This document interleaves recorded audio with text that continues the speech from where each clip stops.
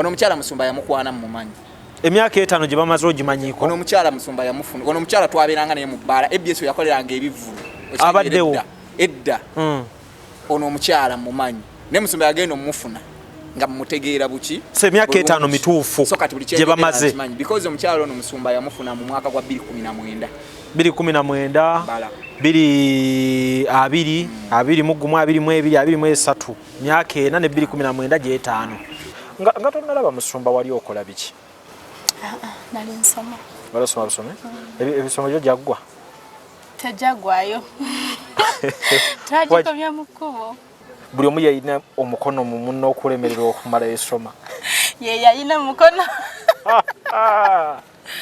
ani ali kusonyiwa Pastor Andrew Jengo ani ali kusonyiwa yayina omukono mu kulemererwako okusoma nasaba nnyo nfuna omusajja nga si mukulu wasaba ng'ofuna omusajja nga si mukulu balime kugamba fifi alina sugar daddy fifi kino ekintu saakyagala kati kyempugambye nti yamufuna 2019 musumba yayinanga shoji yakeranga okola ku ABS omukisa oba golokoka omukisa something sikyabijjukira kuba banga likoze eki liiseo yajjanga n'omujjukira sheyo yalaganga ku macha because musumba Jengo bw'amala okuva ku ssomero nga yagambye nti yajja oyaviira ku ssomero 2017 n'atandika okubeera wawo mu church 2018 kati bamu introducing mu church 2018 nga gwako kati 2019 kitaawe amuwasho yo eyokumakya yokusaa 12 eyokukera ku makya omukisa oba omukisa gw'okuzuuka obazuuka n'omukisa biki yakeranga okuwuliranga kenjiri kati remember sheyo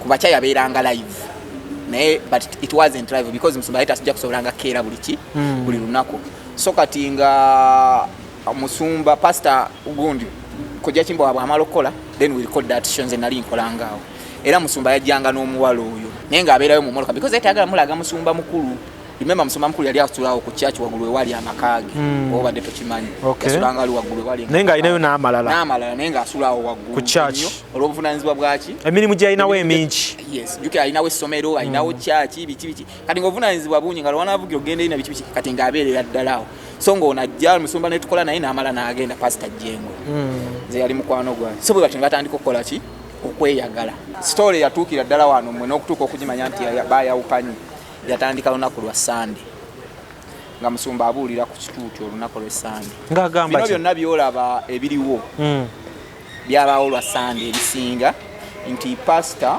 Jengo bw'amala okuva mu sermon omukyala yali oku Sunday n'agimaliriza but in the due process y'okubeera mu counseling nga bw'omanyi nti omusumba amaliriza biki bwe yabeera mu counseling nga ne mukyala waali eno bamukansolinga ewa ku Salama Road Tumaniza mu International Conference ku Healthcare and Social Work egenda okubeera u June nga 21 paka 22 mu Ontario Science Centre 770 John Mills Road North York on M3C IT3 ng'omulomo guli nti Health in a Social Perspective oba ogenda kubeera International Delegate ojja kusasula Canadian dollars 4 ate Local Delegate Canadian dollars 3 mate eno conference tesosola tujja kwaniriza bamaama bataata bakadama babankazi aba human resource ba artists buli muntu akola mu bantu betulize ba social workers nga mu healthcare ba doctors ba nurses ba caregivers ba RPN ba counselors ba ARN ba PSWs na bonna abantu abakola mu bantu ba social workers okumanya ebisingawo kuba plus mukaga nnya 77022 oba plus munya 377288982 eno international conference ya healthcare and social work ewagidwa Nightingale Initiative for Global Health, Sweet Heaven, Brookside Staffing Agency, M&G Media, Ontario Science Centre, Nightingale Holdings Limited, Enetegikiwa, Global Events Canada, the Nightingale Initiative for Global Health. Platinum Wellness Spa offers therapeutic massage services complimentary with sauna and steam bath for your full body cleansing. You can now get a Swedish massage, hot stones, sport massage, aromatherapy, salt ability hot stone therapy, Moroccan bath hammam, jacuzzi, and many more therapeutic massage varieties. We are located along Lukuli Road near Teletubbies Primary School or Frumala Access, Kongebuziga. Call us on 0708 842 821. Platinum Wellness Spa, here to take care of you. Amanya nze Nsuuga Mustafa nkola ne Alihira Holdings Uganda Limited. Tuli bakozi ba biodigester wamu n'okuzimba okwenjawulo. So olwaleero tuli wano eno nga tuli nkola biodigester. Ekyenjawulo ekiriwo nti yo eri mu basement wakati okusinziira nga bulijjo abantu mu kiraba ti eno parking lot.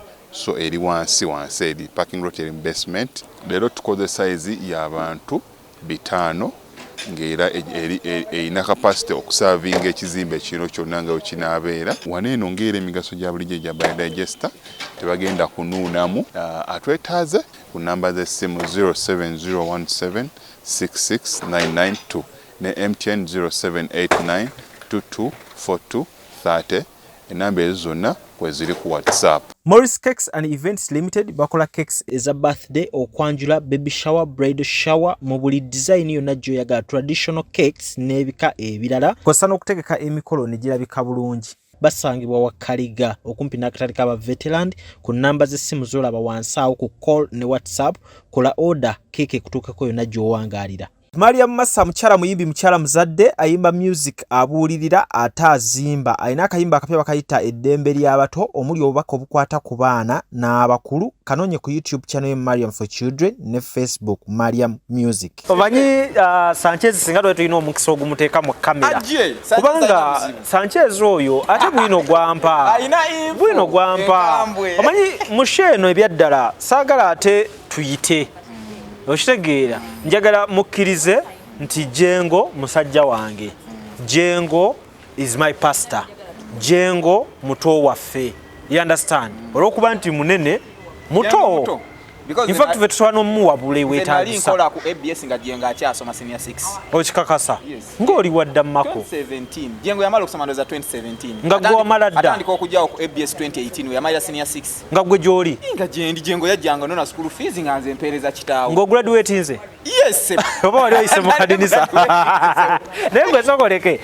A pastor iga atasoma omugenza omule mirembe yakozesa mu abaasoma. Anti ekyo ekikulaga nti ye pastor iga ali businessman.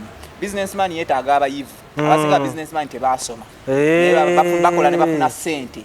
Bafuna ssente nga beetaaga oteekawo business. Ate business nga zeetaagamu obwongo obusome. Abasome agasobola okuyimirizaawo business. Kati yali yeetaaga ba journalist. Kati okimanyi okubeera journalist olina bbanga osomye. Kitegeeza kati fe yali atwetaaga nnyo kyovala yatwanguyira otuwa emirimu. Naye bonna abali bakola baalinga ebitabo kiriya. Abasinga abaddukanya TV baali baasoma. Ng'ebitabo weebiri. Omukulu Luswata byaliwo ono wa art wano. Luswata w'amaanyi. Albert Luswata, the man. Tomuzannyira nako Luswata. Yali PD. Tomuzannyira nako. Because this is tasobola kukkiriza kubeera PD nga tolina degree. PD. Tosobola. Ewa pastor iga. Ate era kuba obeera programs manage PD wa gundi. Kati nga Luswata obeera PD wa TV. Gwalina okuprogramingira TV byonna byegenda okukola ki? Okuteeka ku mpewo. Okitegeera. Ne bwe muzza emisango. Tugeze ku era mu UCC ogenda no representing ate ekisookerwako mu UCC basaba ebitabo questioning empapula zo alabo babyokola wabisoma bimanyi obinako obumanyirivu. Luswata respect. So Luswata wa musajja wa amaanyi jawandiika mulabe edduka abantu abasinga nti lwakuba nti bo tebasomera ku system yaffe ne education eyonoonese ennyo ensangi zino.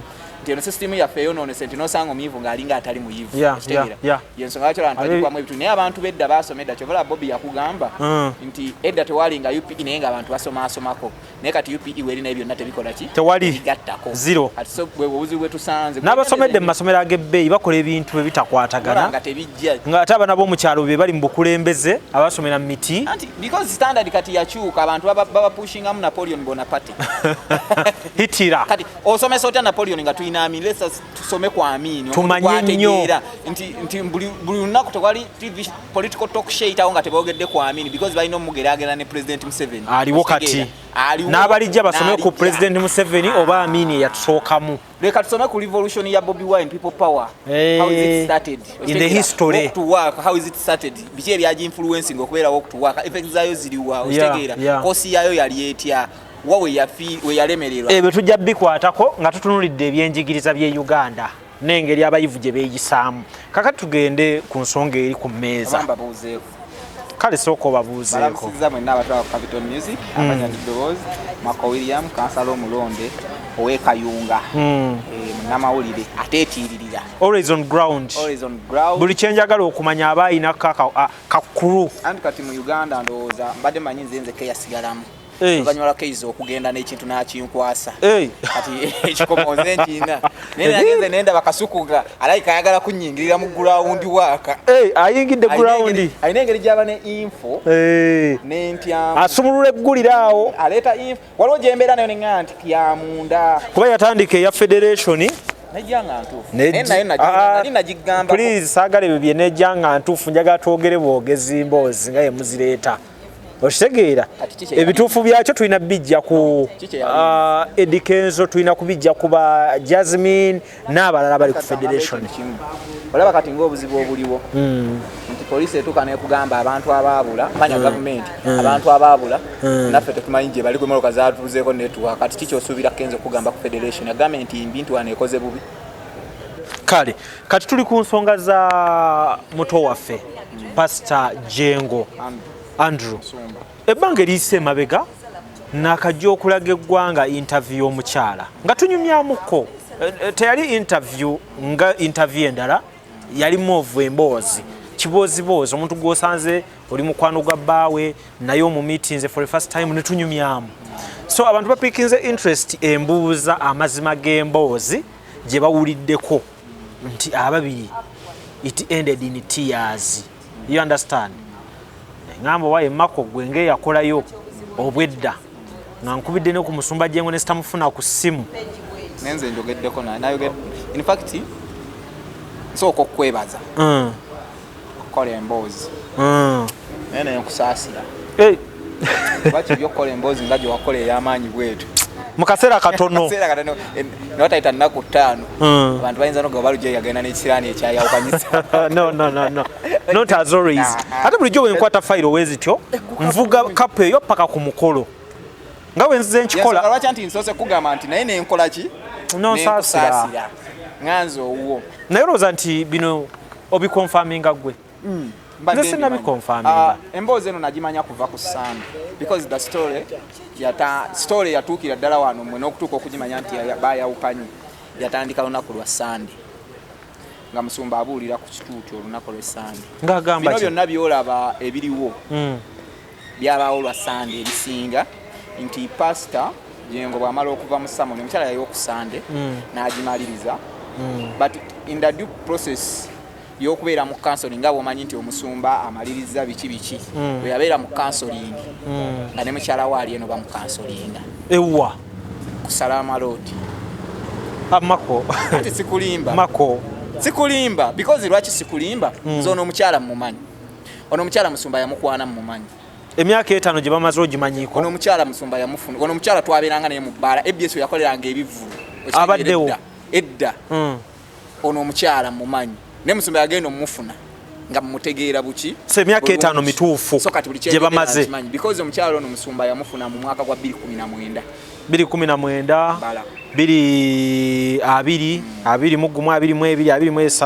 myaka 4 ne 2019 gye 5 kati kyempugamye nti yamufuna 2019 Musumba yayinanga show gye yakeeranga okukola ku EBS omukisa oba golokoka omukisa something sikyabijjukira kuba bbanga likoze eki liiseewo yajjanga n'omujjukira show yalaganga ku makya because Musumba Jengo bw'amala okuva ku ssomero nga gavumenti yajja oyaviira ku ssomero 2017 n'atandika okubeerawo mu church 2018 kati bamuintroducinga mu church 2018 nga gwako kati 2019 kitaawe amuwa show ey'okumakya ey'okusaa 12 ey'okukeera ku makya omukisa oba omukisa gw'okuzuuka obazuuka n'omukisa biki ebyo yakeeranga okuwuliranga k'enjiri kati remember show eyo ku bakya yabeeranga live naye but it wasn't live because Musumba yali tasijja kusobolanga keera buli lunaku so kati nga Musumba Pr gundi kojja kimbo bw'amala okukola then we record that show nze nali nkolangaawo era Musumba yajjanga n'omuwala oyo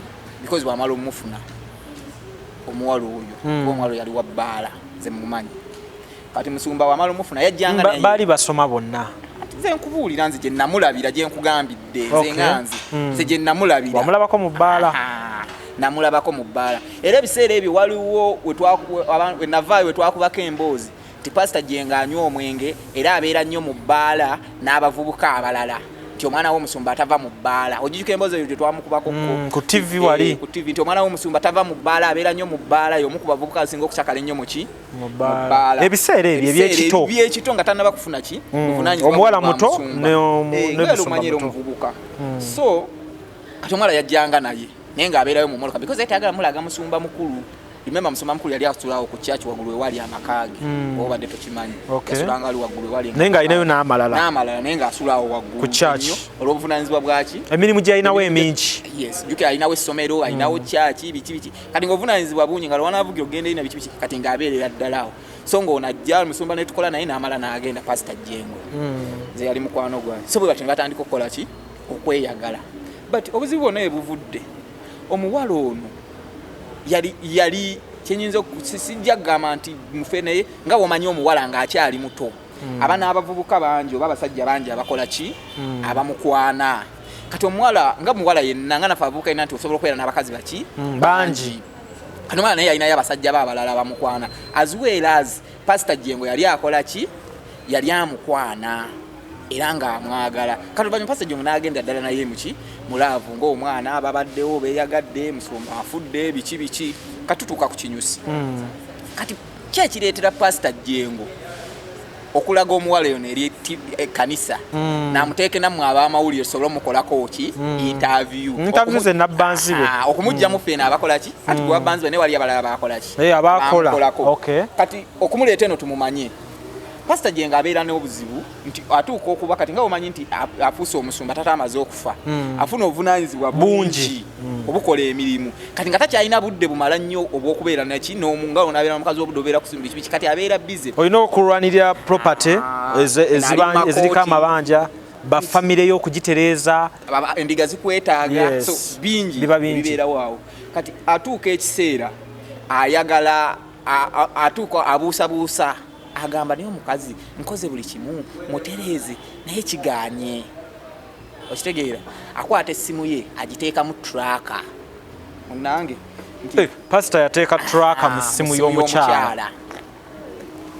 kwegamba buli wadda ng'amulaba bulungi nga bwakubira n'akubuuza nti owaayo lujja oliwandi ku UBC ng'akubuuza ate lwaki oli wakiseko you understand insecurity eyo ng'omuntu yenna bwekolaki bwebeera kati bwateeka mu tulaaka atandika omonitoring ate story nno yatandikira wala because waliwo ne yamulimbako yamulimba oba yamugamba ali side z'emunyonyo agenda olaba ali side z'ekyengera okikakasa era ne bamusanga ekyengera eyo mu biseera bino oba enyumya bikadde nze nga bwe nalaba omukyala nalaba laavu njereere yangamba omukyala yennyini nti bambi akyuse omusajja afubye omukyusa from oli to church girl kugambye nti ye kye yali alowooza musumba nti alwanye okukyusa omwala ono amugya omuwala w'ebbaala amufuula omuwala wa church gwe twogerako kati olwa pressure ye y'amaanyi ye yamukaka omwala n'ateekawo embeera kati gwe abaana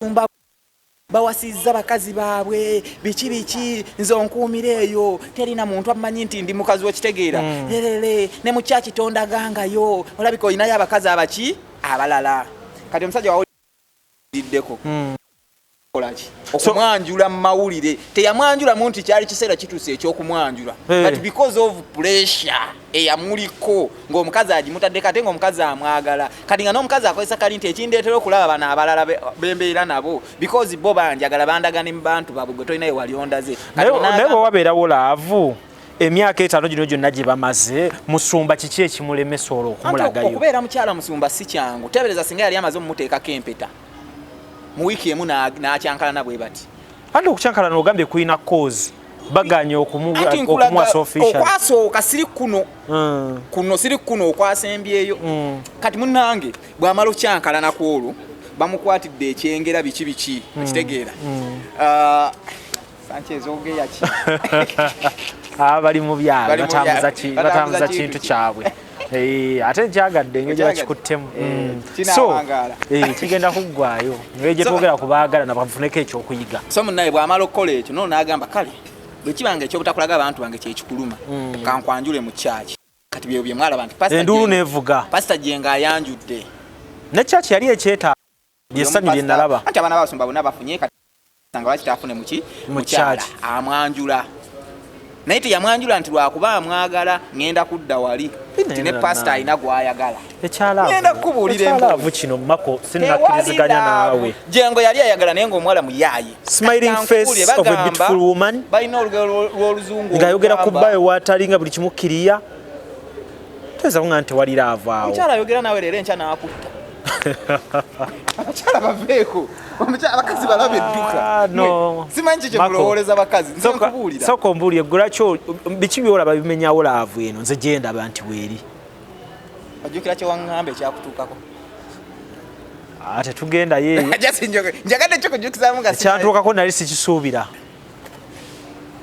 laavu teyaliiwo nakati kyammenya laavu teyaliiwo nakati namenyekamenyeka va ku bakyala balaba edduka omukyala abeerawo ng'oli nayo nga we tutudde wano she's your wife nayekwata wano kati munnange bw'amala omwanjula ye munnaye yalowooza nti bw'anaamwanjula agenda kukakkana afune essanyu bamutegedde mukyala pasita ajjenga ne wali mu maaso atuule asabe biki obulamu butambule naye bagamba omuze gufiira ku mugumba kati olw'essande wiiki eno gyetukubye emabega ku sande because emboozi nagimanya ku sande ekiro ku sande omukazi bwe yajja ku kyaki aleka musumba amaliriza service n'afuluma era mukyala musumba alinako ebirala byagenza okukwasaganya musumba adda mu counseling nga n'omukyala eri bamukansolinga ku salaama sokolo we yamalawo service ali mu counseling ng'eri bamukansolinga kati ebyo bimanyika bitya anti nkunnyonnyola bimanyika bitya amala service akuba essimu y'omukazi tagikwata amukubira takwata nga bateekamu ate watulako okebera bukeezi ku ssimu yo agenda omulaga someone is counseling on Salama Road apu software alaga ne kyakola waba ina gwe yali akyalidde ku Salama Road bw'okonfaminga omuntu waali ogenda oteekamu location ngera jukira ku Google wabeerawo Google ebeeragiriye kola waliwo guest house wano hotel wano ogenda pinpoint eri mu guest house ate mukyala pastor mu guest house agenze kukola yoki musumba bavuga bagenda ku Salama Road amukwata lubona n'omusajja byaddala ebiriwo byaddala ng'omusajja amaze n'okuyimba akayimba kamudula ne ava peace kamudula ye kagikube Makko manyi ebintu bino ku lw'obulungi bwa kapa eyo n'abatulaba bulungi bwawo musumba bw'amala osanga omukyala n'omusajja jukira otasobola kireminga ntiziwe tamusibanga kompeta bacyankalana ate jukira ekirala mu myaka egy'etaano omusumba tagiranga kopye nokombya kale abakulaba nabo baliyo bakusekerera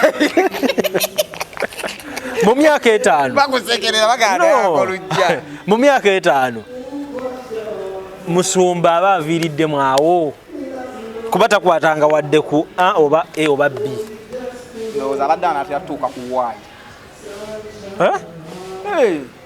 nagambye kati 100% teri muwala wa bbaala asobola kutwala mwaka nga tannakwawula no wadde wa bbaala kati ekyo njaga tukimenyewo yakyuka kati kyakigaalo ate kyakigaalo bamukwatira mu bwenzi kyakigaalo bamukwatira mu bwenzi yakyuka kyakigaalo bamulaze eri abantu kiki ekyadde kimutwala mu bwenzi nadduka mu saavisi agenda ayende singa abadde na mikwano gye ate mukwano gwe musajja babeera mu loogi kuba yaŋŋamba alina friends ngera omwana ati nze nkunnyonnyodde ekiriwo era bwe baavudde eyo nga bakyankalanye baasibidde ku kyaki kuba musumba ennaku zino asula ku kyaki weyadda ku kyaki olw'obuvunaanyizibwa obw'amaanyi eri waggulu ku nnyumba okitegeera kyaki eri eno n'eri waliyo amayumba amalala kati asula eri naye ekyabadde ku kyaki awo endiga ezabadde zizze mu overnight ku Sunday zagenze owulira empi zitabuse balwanye n'okulwana musumba yamukubye nga amaziga bwe gamuyitamu musumba nkoze byo butakwata omanya lusi abantu bano baba goba mu mawulire naye ate waliwo olusi wotuuka ng'omwetaaga nga yalina okukuwa ekituufu kuba kati mpulidde ku version esoose okubeerawo ku makya ebisooka binsoberamu awo bituufu byonna bye boogere jasinze lwakwambadde surprise nti kasuku yansoose okufulumya eggulira ate nali njala ali kuwaluli otalabika nali njala kugamba omanye ekiri ekawaala empi zanyoose ekiro ku bantu bange bennaakalaga ensi empi zanyooko olunaku lwa Mande ekiro era omukazi bamukuba mwezi n'agamba nze tojja kunkuba wenjogerera officially it ended in tears mu bbanga ttono nnyo nga twakamala okusanyukamu bayawukanye kuba bamukuba empi ku Mande enzibu ng'obusungu bumutta musumba nga Jengo tasali twagezaako okwagala okukwata Jengo tumugambe wayi totta mukazi nga mukambwe nga we muri mwalaali anti nze nkubuulidde nze ndi mwana wa wali ewayi buli wabayo emikolo tondabayo nkolabayo oli yali kitaffe naye tekikufuula nti wabaddewo nga bwebiri nze nkubuulidde bwe biba si bituufu oli ava eyabiwakanye titeyamukubye empi kati ki ekiriwo essaawa eno essaawa ino bayawukanye era in fact Pastor Jengo ye kyamukoledde ekyokwawukana ku kitya ate because bw'amala okulaga omukyalo ono mu kamera mukyala mukulu alinayo mukyala mukulu alinayo omukazi omukulu ateekawo embeera ate ng'aludde noono omukulu ate mukyala mukulu financial wise ayinamu bano bemuze musibaasibako si byakumusibako mukyala mukulu ateekawo embeera amugamba ebbanga lyonna n'odda mu kulaga malaaya n'otalaga ayonze era kyandibanga n'embeera eyo omukyala ono aleka yagimanyaako nga nkambwe nze nkubuulira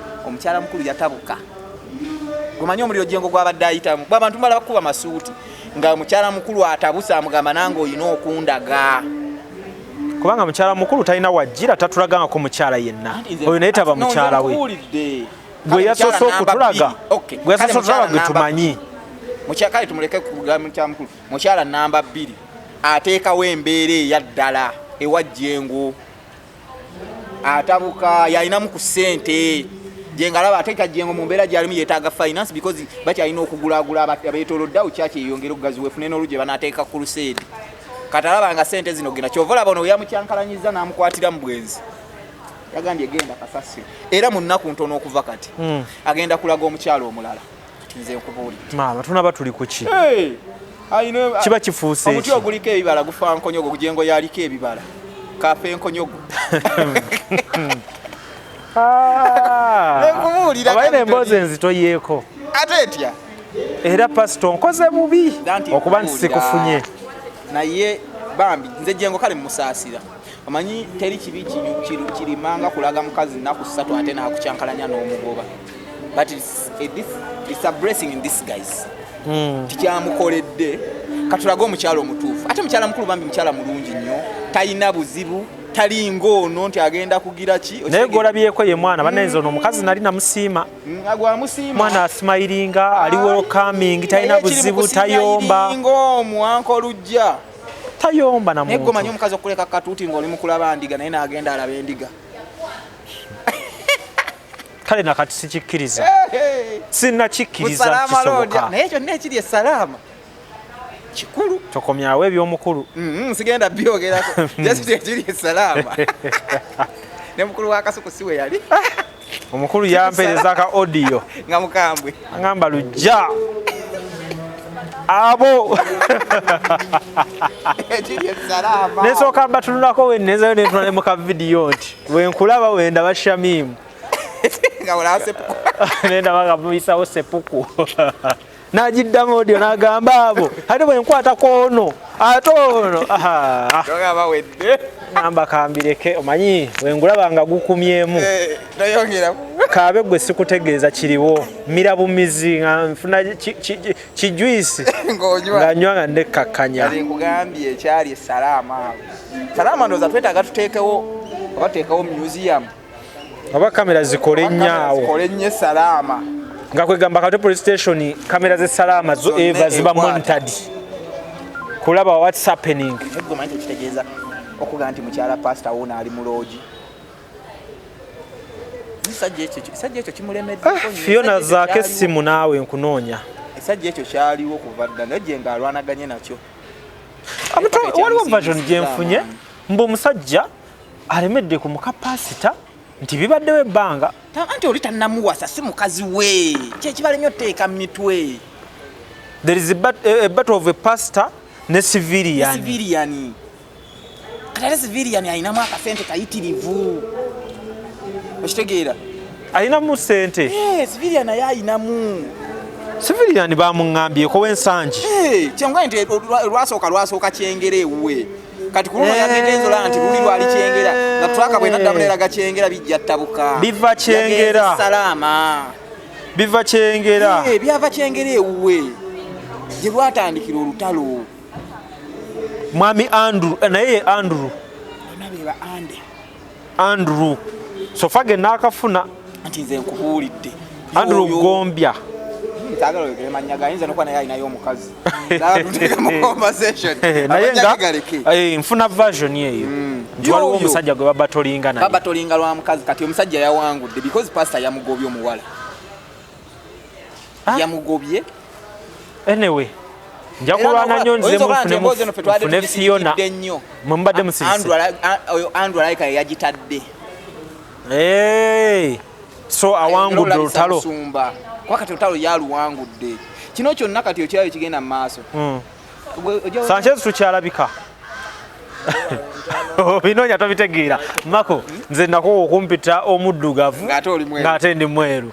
Oshegeera so lwembera y'obudde musumba ffe kimuteekawa nga tuwunzika emboozi eno. Musumba waffe kimukoledde nga bwe nsoosa okugamba nti agenda kulaga omukazi omulala munaku ntono nnyo okuva kati era mujja kusaba abantu olw'Sande kamera zibeereko ekawaala ayinza omulaga ku Sande mu church service n'abaga nti bannange kiri kyali kiggula luggi kati eno ye final ki ye final entuufu. So musumba badde akwasaganya abantu banjawulo. Ngero omuntu wa bulijjo oba okyasakingula bo mutuufu ekyo tebibaddeemu kunyiga peesa. Ono twamutadde mu kakodyo n'alema okukayita okitegeera kuba kati twabadde mu chase ono yagabyeyo mangu king we ne bamulya kati omala ogabayo king we ne bakulya oba oweddemu kati oli omulala kanaye kajjazanyiseeko ku king we tulabe ye bw'anaakola ki bw'anaakola so kati kyo kyonna mukyo talina kyafiirirwa because ate tannayanjula tannakyala tannakola mbaga nti oba tutaddemu nnyo sente zaffe ez'embaga bikoze bitya bituluma so bibaawo mu bulamu ate si yasoose fenna ebizibu bye tulina byebimu ebyange obimanyi n'ebya Sanchez obimanyi n'ebibyo obimanyi fenna abasajja eyembere gye abakazi baafuuka bazibu. Omukazi osobola omuwa tomanyi mukazi ki kyaba ayagala because omukazi omuwa byonna byolina n'obimuteera awo enkya n'akuleka mu kyaki ng'okyabuulira kigambo n'agenda ku salama akole counseling owuwe okitegeera so kati tumusabire mwana muto agume ayongere n'okunyweza ministry because stand buli wajja bw'ati ayongera okumenya ministry omuntu yali focusinze mu kubuulira enjiri nodda mu focusinga ate kutunuulira mukazi gyali okitegeera so agenda concentrating ku njiri njala musaba ekyala afune oyo omukazi ave mbawala b'amabaala bajja mwono bakyuka nabo bantu bangi bakyuse waliwo ekigambo ekigamba stand talokoka okitegeera a devil will never get saved ne bw'oli mubuulira enjiri sitaani asigala ki sitaani so kati ebyabiveemu omuntu ng'abadde mwenzi ne bw'omukaka n'omugaka omuwe buli kimu ajja kusigala nga mwenzi kati nze nsaba busaba ekintu kimu akakkane agume omutima bibaawo si yasooso kyayibwa ekirungi alinawo substitute tagenda kaabanga ffe omanyi ffe bakukyawa n'okaaba n'ofa omutima ne weebaka n'ogaana okulya ng'olaba obudde tebuziba tonziza mu nnaku naye nebaliza omusumba okuba nti mu bbanga lyonna ne wabeera nga waliwo abantu ab'enjawulo tanyiga peesa liri asigadde mwana mulokole kimunneebalize si kya bulijjo. Nyongera okwebaza Pr Jengo webale butanyiga peesa omusajja omulungi nti abakyala bano obalabiridde bulungi paka omu bwe yejjeyo yekka n'alaga empisa ze ensi bwetyo bweri ate nze ngamba nnyo abantu nga tonnawasa sooka okyankala ne mukko bw'omala okukyankalanamu n'oguba biba tebikyakuma kati nze Makko waguba kola kitono nnyo ekiyinza okunnuma otemesa n'otemesa badde kyetaaga budde bwa kawungeezi. Tumira abalonzi be Kayunga. Kayunga mbatumira era mbaagala nnyo. Nabaddeyokko speakide nazibaddemu wiiki yonna yonna mbaddemu speakide so baagala nnyo obuvunaanyizibwa mbukuuste na mikono ebiri. Kale kyannakumba omukulembeze muyinza oba temukyamulaba nammulaba naye yembeera y'obudde bwe tusobodde okuba nga tukwatagana abadde bison ground lunaku lulamba naye Katonda atukkiriza ne tuba nga tukwatagana era version ye agituwadde from Kasuku to Makko. Ngozabe zina ezaawukanidde? We muntambulizaawo zonna ntuufu buli kyetwogera kituufu naye kirungi nze n'abatulaba tubadde awo wakati awo kati nze ndi ku ground kale omuntu ali ku ground katuve wano kumpewo nkulaganeko bu video Allahu akbar akumata kumira mpeera nze lujja ne Makko Williams ku Sanchez ku kifundiro yatukuttemu amanya nze Nsuuga Mustafa nkola ne Eyali Holdings Uganda Limited tuli bakozi ba biodigester wamu n'okuzimba okwenjawulo. So olwaleero tuli waneeno nga tuli nkola biodigester ekyenjawulo ekiriwo nti yo eri mu basement wakati okusinziira nga bulijjo abantu mu kiraba ti eno parking lot so eri wansi eri parking lot eri mu basement. Leero tukoze size y'abantu 5 ng'era erina capacity okusavinga ekizimbe kino kyonna nga wekinaabeera waneeno ng'era emigaso gya bulijjo gya biodigester tebagenda kunuunamu. Atwetaaze ku namba z'essimu 07017669992 ne MTN 0789224230 enamba ezo zonna kweziri ku WhatsApp.